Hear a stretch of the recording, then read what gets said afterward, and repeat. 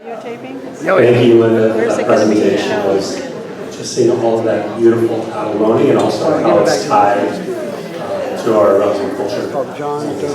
Brian's going to be setting up his presentation shortly, but I just want to read another poem from our fabulous abalone songs of old Monterey. Rainbow tints of abalone, give us hopes that you might stay, but it seems you must leave us for the San Francisco Bay, where we hope that abalones with the sporting mermaids play, and as many friends will greet you as you leave at Monterey. That was from 1913, from the Abalone. With that, I want to welcome up Brian Tissot for his presentation.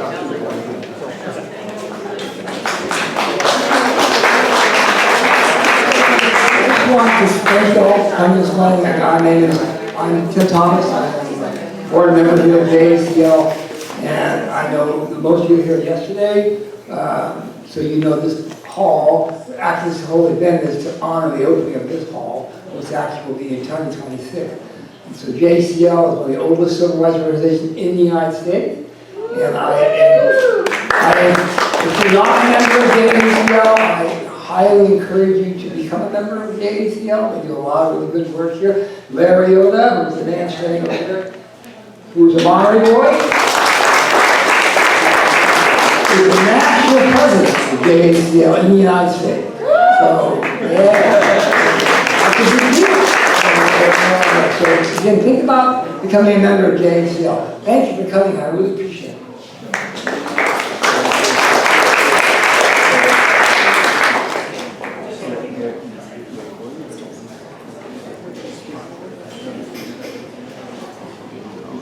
Thank you, Tim, Larry, and JACL for hosting this. This is a fantastic venue. I'm very excited to share a little bit of my knowledge about my experiences with black abalone, which has been my passion for most of my life.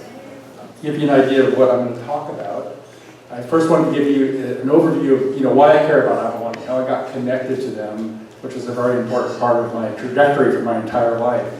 And then go into a little bit of the history, the declines, the actual listing of the species under the Endangered Species Act, and then the recovery, which is happening now, some of it, and give you an overview of the most current knowledge that we have of the status of black abalone. And then I have a kind of a separate talk on a video I made about the abalone song. And you're going to hear from the expert, Dr. Dunn, this afternoon. So mine's a kind of a take on that. So before I begin, I wanted to mention the passing of really a giant in the field of abalone, and that's Buzz Owen. And he passed away last fall. He is a force of nature in the abalone world, if you haven't heard of him. He was a commercial abalone diver in his heyday. He became a pioneer in abalone aquaculture at Pigeon Point in the 60s. He was the first one to document hybridization in abalone and wrote a paper about it. All the species pretty much hybridize with each other. And he found that by looking through shells, of thousands and thousands of shells. This was in the 70s. And then the rest of his life he spent doing taxonomy. He studied the entire planet. And together with Daniel Geiger, they produced the definitive book. If you're an abalone fan, you've got to have this book, of all the species in the world. And all the photos are Buzz, as well as all the shells. So, amazing man, a huge loss in the abalone community, and a personal mentor and friend to me. And he was 90 years old. He had a great life, but he'll be missed. So how did I get started? Well, in 1970, I started surfing. It really was my trajectory, and that's all I cared about. My dad was in the Navy, we were living in San Diego. My brother was actually bringing abalone home from Point Loma. He'd bring home sacks of green abalone, which is, everybody was doing that back then. And I was looking at these things and go, whoa, what is that? And that was my first encounter with it. I was only cared about surfing. So when I went to college, of course, I went to Cal Poly San Luis Obispo because it has the best waves. And I was actually a journalism major. I'm interested in photography, which is kind of where the film came from. Long time interest in that. But, as part of that, as soon as I got out of the dorm, my first year, I moved to Shell Beach near Pismo and lived there the whole time. And I just wanted to surf. But, of course, some days there's no waves or the intertidal zone, and I started looking around, and there they were, black abalone.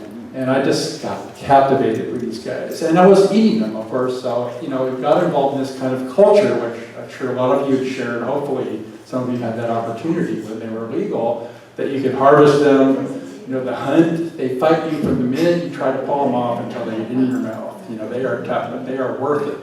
So there's this whole culture around that, and my roommates and I and my family would go out and collect abalone, and then we would spear fish, free diving, and that's kind of how I survived college. But it was just fun, and it was an important part of the culture, and I got sucked into abalone, and that became my life, really. And it made me interested in marine biology. And in the 70s, I watched the sea otter come through there, take most of them, not all of them, but most of them, and that was just like, whoa, what's going on here? You know, it's crazy. So, of course, you know, I became my graduate studies in the 80s, so it was all about abalone for the most part. And little did I know what would be happening, you know, which was, I think, a shock to everybody.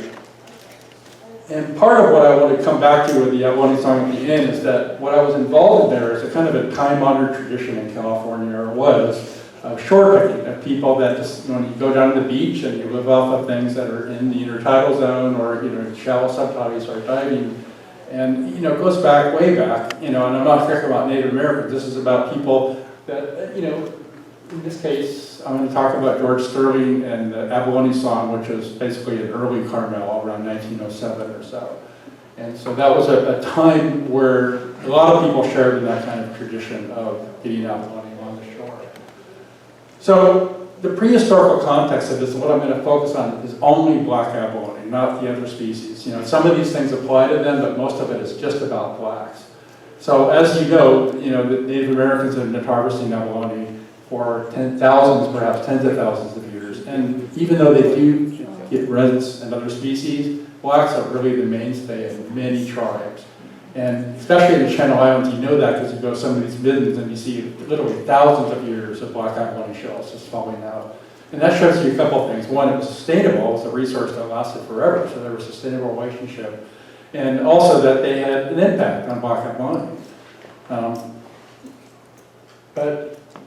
And of course those traditions live on in modern culture, and I think that's a really important. So abalone are very key. I've heard that.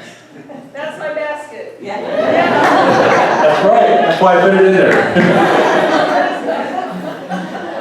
And of course, it's not only on the Pacific coast, but because of trade networks, it's all over the country. You know, and we just saw a TV show where it was Nova Scotia, Native Americans were using abalone shells for smudging. You know, so it's really widespread. And of course, there's abalone all over the world, so it's not just here too.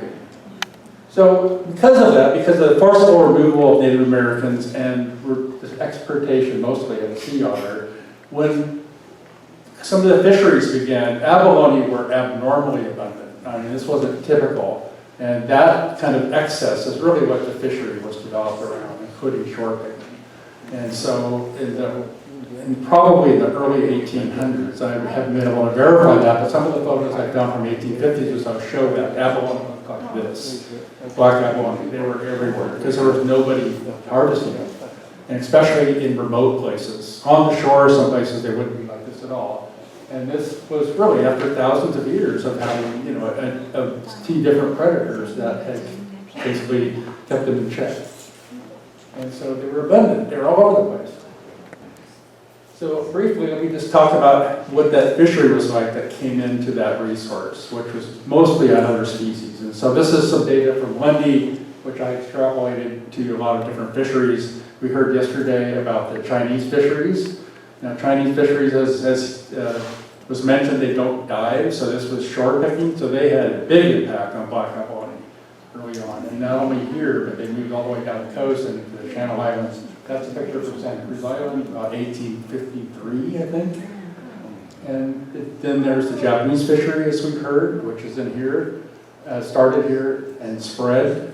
They largely harvested red abalone, not blacks, but they probably did some.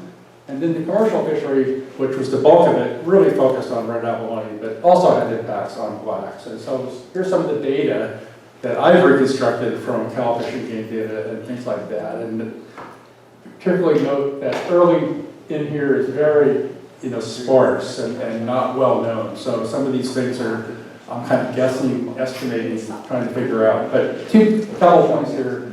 Early on, Chinese and other people had pretty big impacts on black abalone. They were taking that pretty much exclusively. And then in the commercial fishery, what you see is reds were the mainstay of the fishery for most of its existence. They started fishing pinks at some times. In the 70s, they really branched into greens and then white abalone, which were literally gone in just a few years. And then near the end of the fishery, they started focusing on blacks. My estimates are, this is probably 8.5 million abalone were taken back early in the fishery, maybe 5 million later. So there were commercial fishery impacts. Probably bigger, and maybe more important, was the recreational fishery, this shore fishing, which was largely not really tracked, so we don't really have an idea of the impact. But people like my brother taking burlap sacks down, that was typical. And people just, harvesting and over-harvesting, plus poaching, which is a huge issue. And I'll come back to that in the end.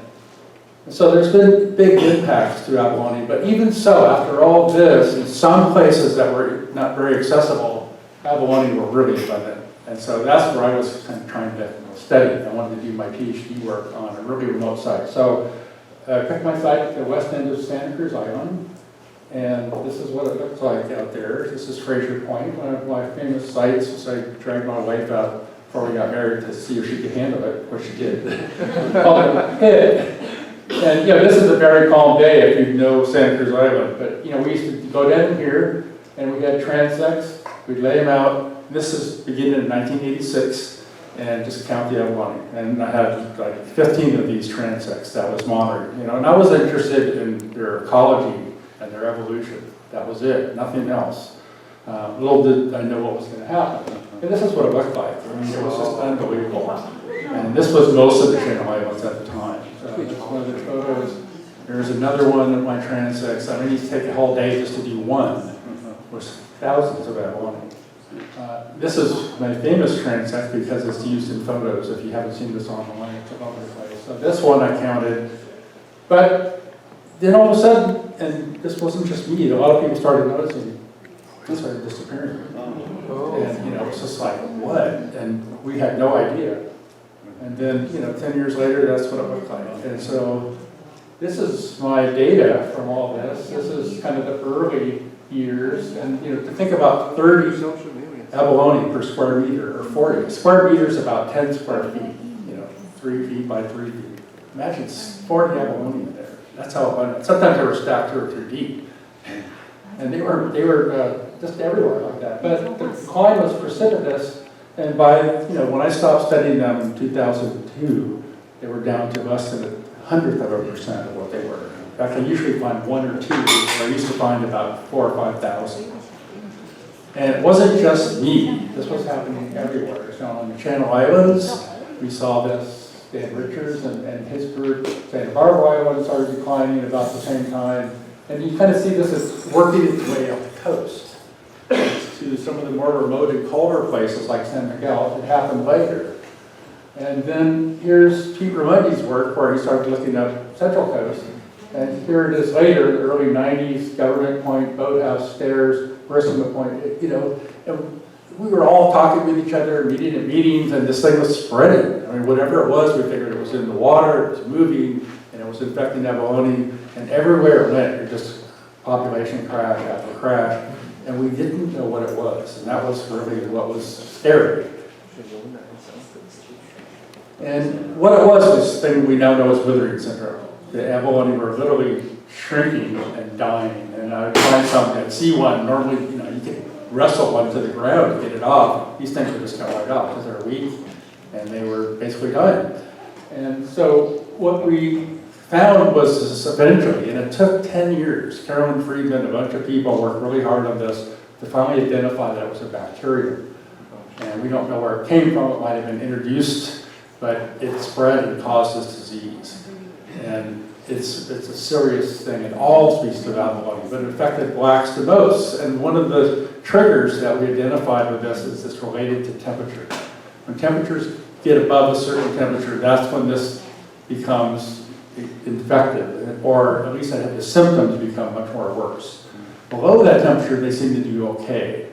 And so that's one of the things that it's associated with. which is not a good thing in a warming planet. Drew Harvell, in her book, Tiny Monsters of the Sea, talks about the rise of diseases with a warming planet. This is not just abalone, this is seagrasses, oysters, you name it, corals, and it's a serious problem. And abalone are in this cycle. And I just want to mention that we really don't understand the bacterium that's responsible for this very well. There was a virus that we found that's actually infected the bacterium now, and that might be alternate, including some resistance, but the dynamics of how that works and how it works with temperature are really poorly understood. So it's still a very uncertain thing. So just kind of give you a little science behind some of this and what's going on, and then how that led to the endangered species listing. This is some data that Alan and Suzanne Miller collected at Point Vicente, and they basically just went in and counted abalone and sized them for like 20 years. And so this is kind of a healthy population up here. Small abalone up to large abalone. These are this would be about 6 inches up here. And so early on you can see, that's a healthy abalone population. You're seeing small abalone coming in, babies, that's recruitment, and then there's a stable age structure. Now what you're seeing over time here is not only reduction in numbers, but notice this shift in age structure. And then starting to lack of juveniles, and that's not a good sign in any species. And most of the time we think this was just people harvesting abalone, or over-harvesting, or poaching. So this decline was what was happening everywhere in Southern California. The only reason we said abalone is just not easy to get to. And then eventually when withering syndrome came in, it just wiped it out. And there was no recruitment at all. And then the population just crashes. And part of this is because abalone blacks don't recruit very far. And so you need local adults to cause babies to come in there. And so this is the kind of, what I noticed on Santa Cruz Island as well. So you count these little baby recruits here. I noticed they were going, but at one point they just stopped, and it stopped for 15 years. There was an ending. And so what I also found is related to, as I just mentioned, the abundance of adults. And the concept here is that below a certain density of adults, they get too low where they can't reproduce, and that's called the Lee effect. Very common in any endangered species, but that's typically what happened to abalone. Repeat the term. A Lee effect. So the idea, as was mentioned in some of the White Abalone talk, is that abalone are broadcast fertilizers, separate males and females. They produce eggs and sperm, they spawn at the same time, which is why they aggregate, so they're all close, right? And then those fertilize, turn into larvae, which settle, and then develop into abalone.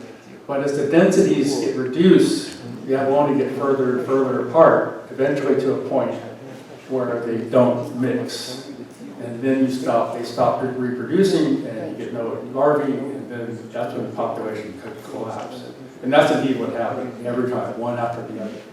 And so we modeled this as part of the Endangered Species Act data analysis, and used that and found that density, when that happens, is below about half of the abalone per square meter on average, which is about 4.6 feet apart. If they get a little too farther than that, on average, they stop reproducing successfully. And densities are way below that, some of these crashes. And so that's what led to this whole regulatory history of black abalone. And I don't think I spent a year on this stuff, but nobody wants to hear that. But I was on the advisory team when we did the data analysis to kind of provide information to the federal government, decide if it needed to be listed.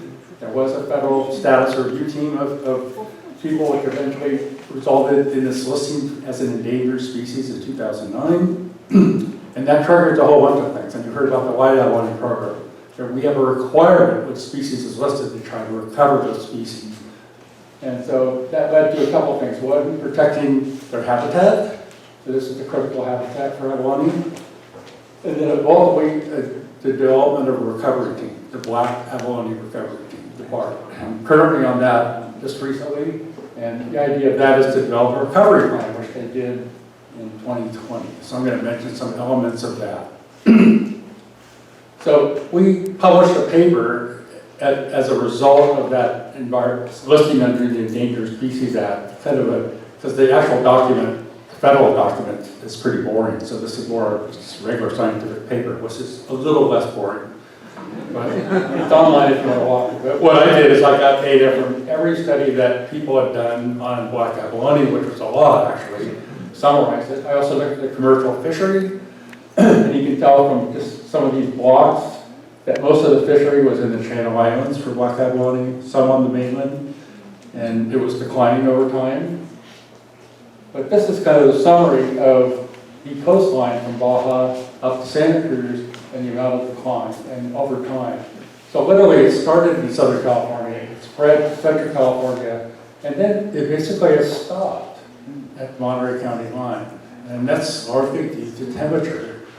But also densities are much lower on this coast because there are sea otters. And so those two things seem to have interplayed. And so right now it's still kind of, that's where the line is. You know, but of course the planet's warming, remember, it's temperature related, so that's always a concern. So the recovery plan that was developed out of the recovery team was literally to do just a few things. One, you want abalone everywhere it used to be. Two, you want that density up to where they can reproduce. Three, you want evidence of that you see babies, you know, coming in consistently. There's the broad distribution of size classes, which means it's a healthy population, and it's stable and increasing. And because black abalone range into Mexico, we have Mexican scientists on our team which are involved, and they're doing similar things, and it's really a fun committee to be on. And so part of the charge here is like to assess the moderate population, sometimes do plans if there's danger to abalone, which means removals and protection, and I'll give you an example of some of that. And very importantly, to try to restore populations, get that density back up. But luckily what we're seeing also is that they're starting to come back on their own. So here's an update on the most current data. And this is Pete Ramundi's lab out of UC Santa Cruz is really doing the bulk of the work on the monitoring. Nathan Fletcher's one of the leads on that. And so just to give you an idea, that is the critical density that we want to be at least above, and ideally we think some of the target densities should be closer to at least above 2, and that equates to them being less than like a half a foot apart, which is what we want. And so a couple of takeaways here. North Central California, that's a natural density. They're not abundant out there, and so that's normal.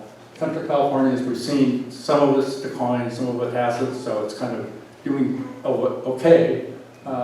Southern California mainland is still struggling. There are places where you're starting to see recruitment, but not many.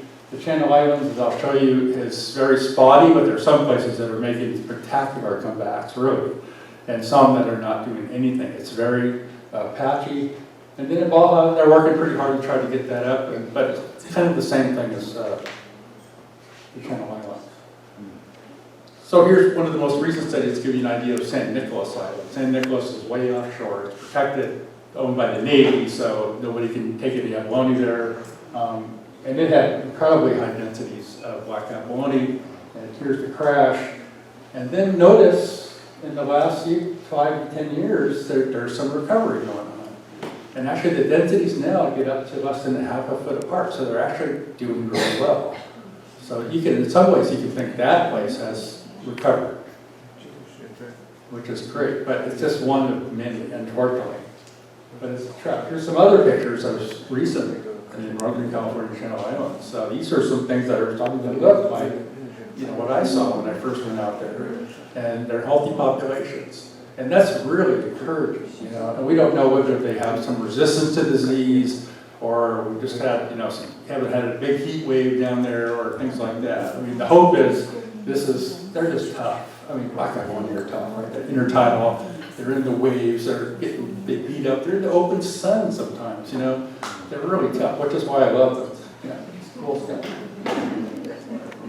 And some of the other things that they've done, you probably may have heard about this with the, Mud Creek landslide, buried a bunch of abalone habitat. They're an endangered species. There's an obligation to do something about that. And so there was a group sent down to kind of recover some that were buried and then translocated them down the coast to better habitat. And that was a rescue operation. Probably people here know what's involved, Fish and Wildlife, and UC Santa Cruz, a bunch of others. The other thing that's recently happened, and this is basically the last part of this, is restoration efforts. So you may have read about this in the news. Just 2 years ago, they transplanted almost 250 abalone from Santa Cruz Island to near Point Conception in the Danger Pond Reserve. And so the idea is to see if we can up that density by artificial restoration. So this is both an effort to do that, but equally important was to learn about how well that works. Unlike white abalone, we haven't really explored captive breeding as much. Simply, they're very tough to get the spawn, and they're very broadly distributed. So there's some healthy populations still that are providing recruitment to faraway populations, and so that seems to be their avenue, so to kind of jump on and enhance that. And so after they've done this, they monitor it, and after 2 years, and we just had a report back in February at the last meeting we had, 80% of those are still there. So they're doing well, and very importantly, the abalone that were there have not been impacted. They're stable, so you don't want to impact the local population, you just want to enhance it. And so they seem to be doing quite well. So that's success, and we learned a lot from that. And so in summary, black abalone have been a vital part of our culture for many years, and a lot of people have experienced them and enjoyed them. They are an endangered species. Declines have happened for a variety of reasons, overharvesting, poaching, disease, sea otters, climate change. Part of what will be interesting as sea otters move into the Channel Islands, you're going to have a clash of two endangered species. Sea otters and black abalone, they're not compatible.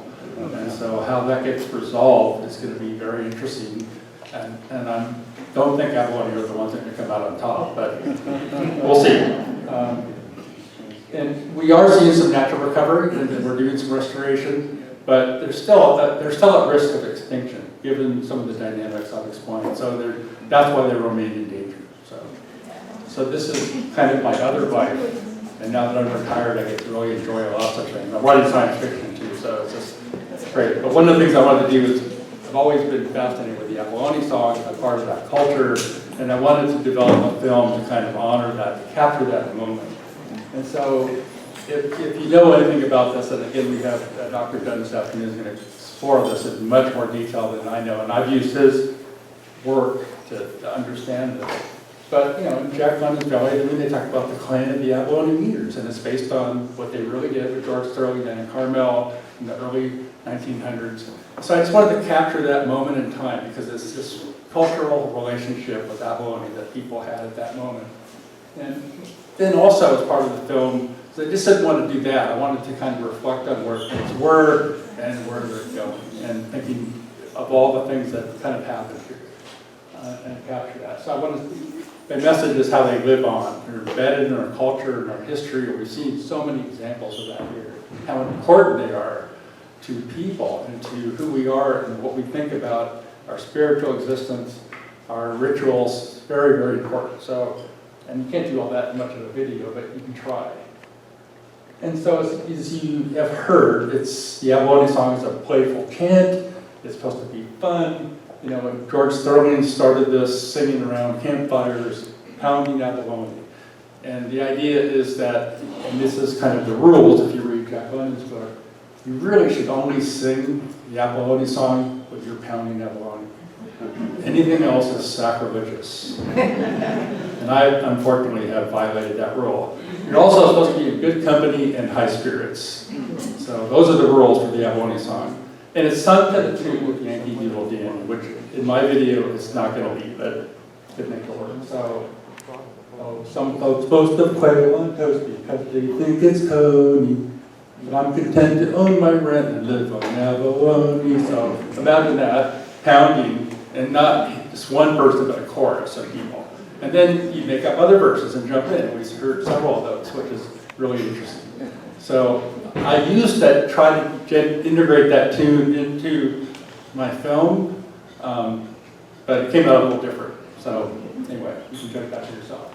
So the Abalone song film I created with a combination of photos, modern, historical, but I also used artificial intelligence, generative AI to fill in some of these things, to create the characters, in the period, and however you may feel about that, it's a really good tool to promote conservation because it can capture that moment.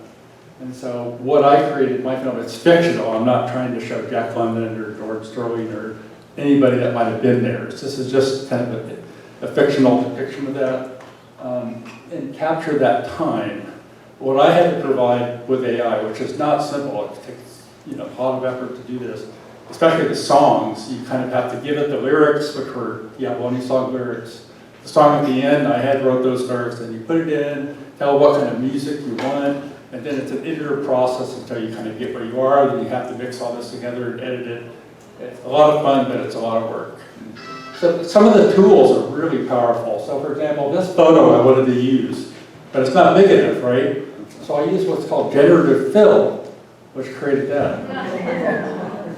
Extrapolated to that. Then I used a video editor, which made it into that. And you have to tell it. Waves are washing over, seaweeds are swaying. You tell it these things, but it doesn't always give you what you want to. You do it over and over and over until you get it. But it's pretty amazing. So here's another one. I wanted to use this. I really wanted to show what they look like in person. And that makes them come alive. And then I went back to some of the historical photos like mine, and so it has some really nice and important applications. So anyway, here it is.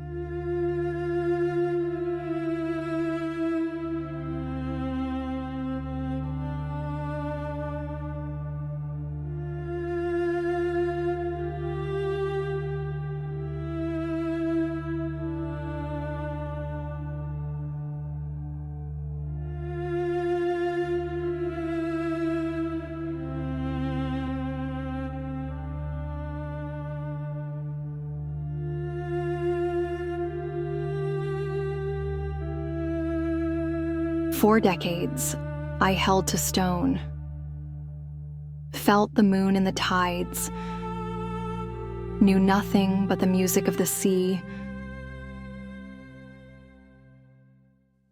until the shadow came.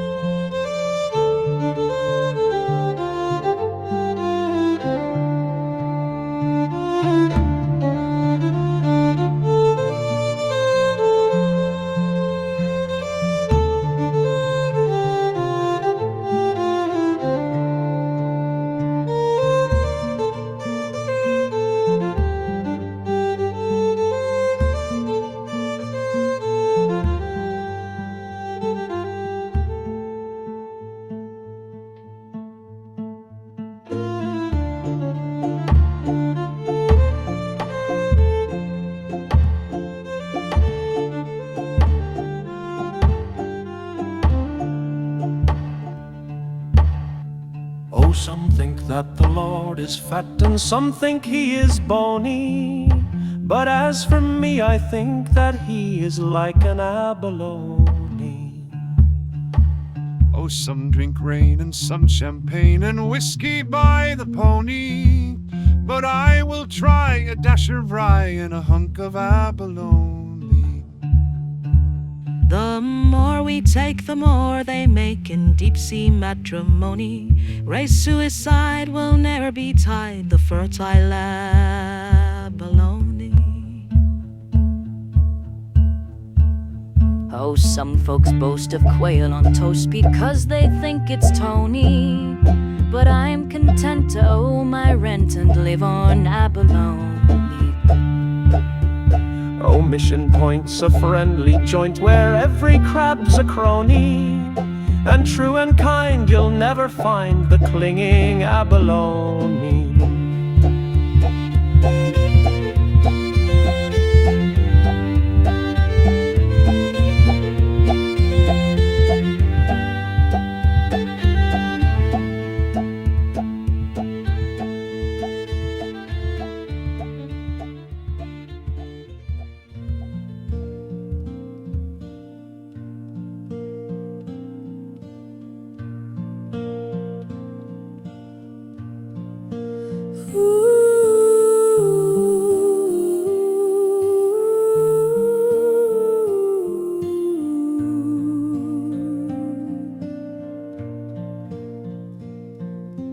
Oh, once you clung to ocean stone,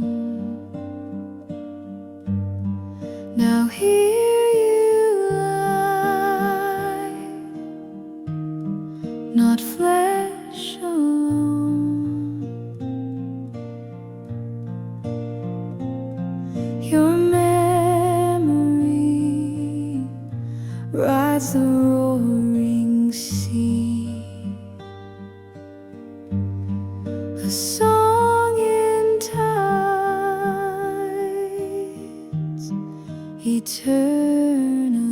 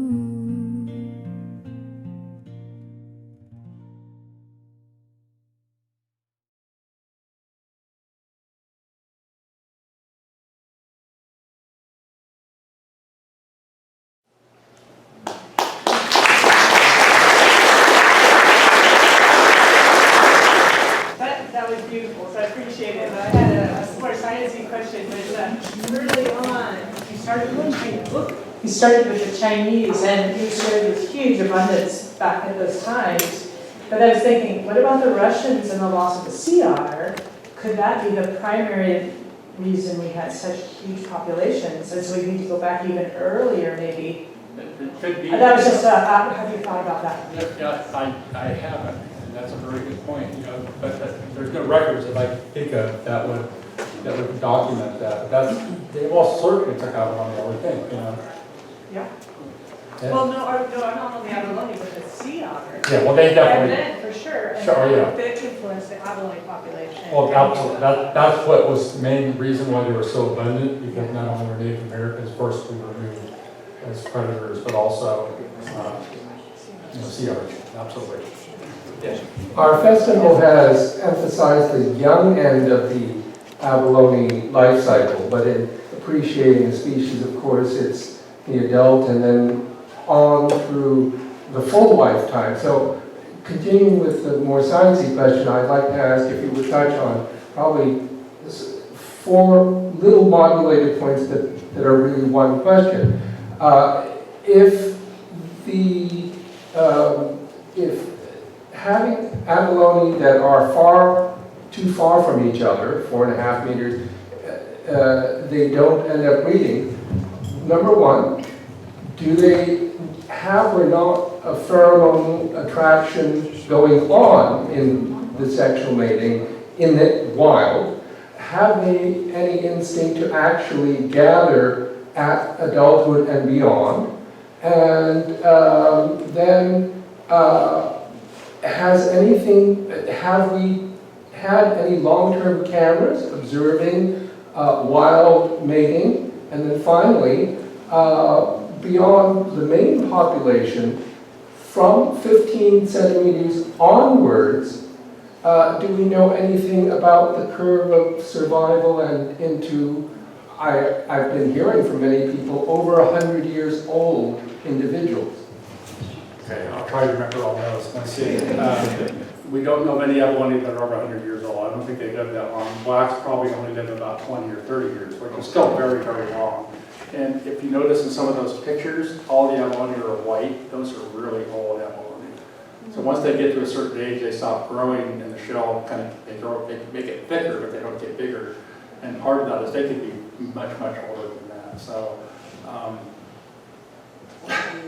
what was your first question? Well, do they move? They move slowly. Yeah, Are they attracted to mate as adults? There may be pheromones. They aggregate like a lot of invertebrates. If you look at urchins, sea cucumbers, a lot of things aggregate because they use that method of reproduction, broadcast fertilizer. So there's probably chemical cues they use to locate and aggregate with each other. I'm not really familiar with anything specific, but yeah, I think that's an important part of their biology, for sure. We don't know if they're attracted strongly enough to move in their life. Well, they get too far apart, they don't. That's it, and it's very dangerous for not wanting to move. They tend to, once they're an adult, they find a good habitat. Remember, they feed on drift seaweeds. They will graze locally, but they need that. So once they find a good spot, they tend to stay Completely there. sessile. Yeah, they're pretty sessile. I mean, they will move if they want to, and I've seen a lot of it. I'd say 95% some of the abalone I would tag, and we come back. I mean, literally 10 years later, they'd be exactly the same spot. You mentioned about that time of the warming of the ocean when the withering syndrome began. Same thing I think happened on the north coast in Washington with the razor clam, and it was infected with something called nuclear inclusion X. I don't know if they ever identified what it was, but it wiped out the razor clam population, and they're beginning to restore it. It's coming back. The other thing I was wondering is the translocation of the otter to St. Nicholas. Did that happen? Were they affecting the blacks as well as the reds there? Absolutely, they are affecting the blacks, yeah. And that has been studied and measured. There's some papers like that. But there were still very high densities, even with the sea otters there. But they were still growing in numbers at that point. It was irrelevant because it was, mid-80s they were put there. Yeah. So, but that was a part of this whole mix, so it's hard to sort that out. I mean, you show a beautiful animation of a white ab on there. Is that actual or is that AI? Yeah, the White Abalone team's photos. Yeah. That was taken by John Burgess, who's a photographer for the Press Democrat, Santa Rosa. Yeah, I just took the photo and animated it. It really brings it to life. It's a beautiful animal. I may have missed it, but is the withering the same withering that has affected the sea stars here? No. Or is it a different bacteria? We still don't understand exactly what caused that. There were some early ideas about viruses and things like that. A lot of that's been dismissed. Unlike abalone that were kind of traveling up the coast, with the sea stars, it just happened all over the place.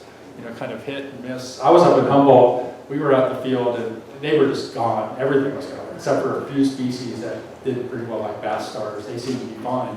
Pycnopodia, still, some of our surveys in Mendocino and Sonoma, maybe you see a few little ones. That's it. They used to be all over the place.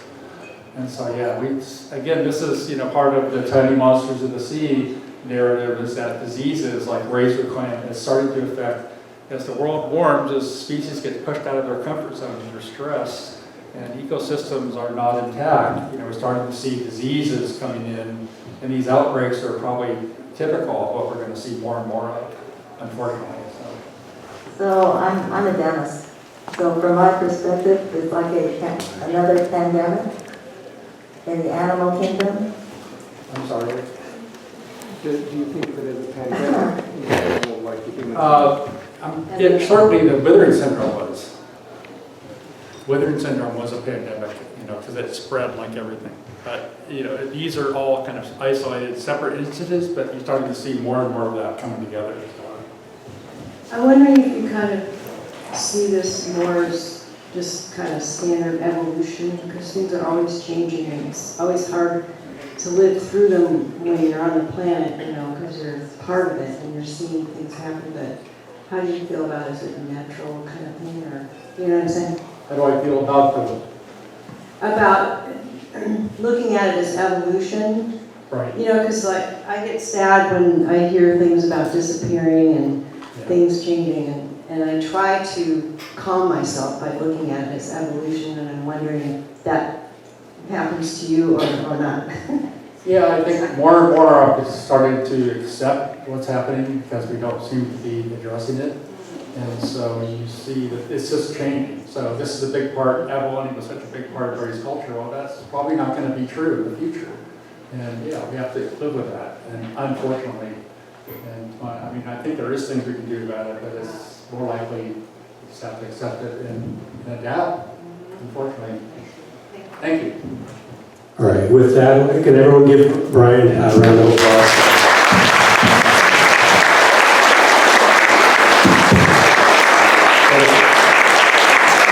We could just appreciate all of the science and making it accessible for people also, how you presented the information out there. It makes it really accessible for people to understand everything there, so I appreciate that level of how you tied everything together, because that's important in today.